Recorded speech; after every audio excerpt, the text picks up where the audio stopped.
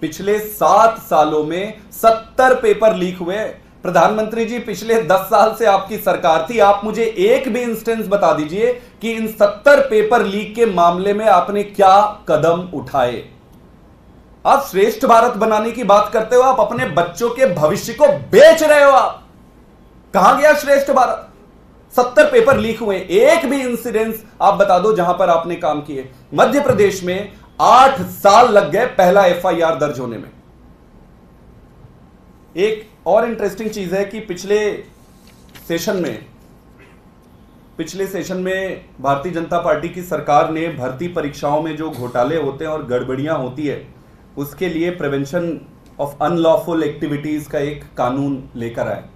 इस कानून को अगर आप पढ़ोगे तो आपको यह स्पष्ट हो जाएगा कि ना तो इनको इस मुद्दे से कोई लेना है ना इनको देना है, और इनका उद्देश्य ही नहीं है कि इस मुद्दे को आप एड्रेस करें।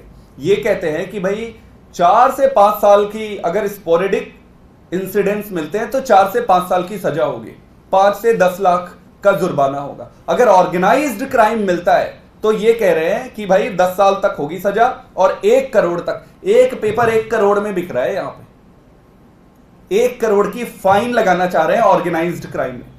हम आज आने वाले सदन में देश के बच्चों को यह बताना चाहते हैं कि वो अपनी पढ़ाई में लगे। संभव है कि वो निकलकर प्रोटेस्ट नहीं कर पाएंगे, अपनी आवाज नहीं उठा पाएंगे, हम उठाएंगे उनके लिए, पूरा देश उनके साथ है। अगले सदन में भी इस मुद्दे को मजबूती से उठाएंगे। हम आज मांग करते हैं सरकार से कि तुरंत प्रधानमंत्री मोदी जी को देश के सामने माफी मांगनी चाहिए और आश्वस्त करना चाहिए कि यह दोबारा रिपीट नहीं होगा। जो मंत्री जी हैं उनसे इस्तीफा लेना चाहिए और जो ये कानून बनाए हैं, जो लॉ इन्होंने बनाया है, उसको अपग्रेड करना चाहिए। सुप्रीम कोर्ट की एसआईटी कॉन्स्टिट्यूट होनी चाहिए जब भी पेपर लीक के मामले हो, as a permanent measure, number 1। Number 2, जो भी व्यक्ति इस पे इन्वॉल्व है उसको लाइफ टर्म इंश्योर होना चाहिए। आप एक चोरी करते हो, एक खदान का घोटाला करते हो, वो बात छोटी है, लेकिन आप लाखों करोड़ों बच्चों के भविष्य को जब आप बेचते हो तो इससे बड़ा देशद्रोह कुछ नहीं हो सकता है। इसको देशद्रोह से नीचे आंकना ही गलत होगा।